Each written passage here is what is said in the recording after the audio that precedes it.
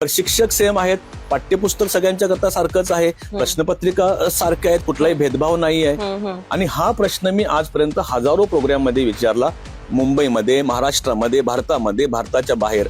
मला पहिलं उत्तर मिळालं की हा जो विद्यार्थी आहे त्याची स्मरणशक्ती कमी आहे.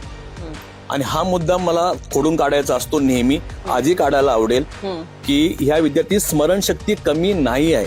जर या विद्यार्थ्याला आपण एखादा चित्रपट दाखवला मॅडम, समजा 3 इडियट्स त्याला दाखवला आणि त्याला स्टोरी विचारली, तुमच्या माहितीनुसार किती टक्के बरोबर सांगू शकेल?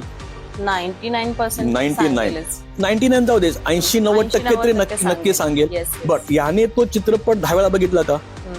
एकदाच. म्हणजे एखादा मानवी मेंदू एखादा विषय फक्त एकदाच बघतो, 80-90% त्याला ग्रास्प करतो.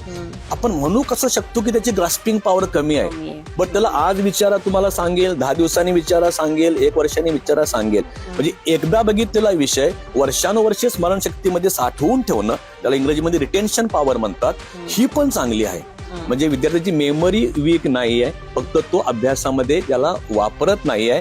का वापरत नाही आहे? एकच कारण आहे, आणि ते कारण आहे lack of interest in studies. संपूर्ण पॉडकास्ट पाहण्यासाठी स्मार्ट मराठीच्या YouTube चॅनेलला नक्की व्हिजिट करा.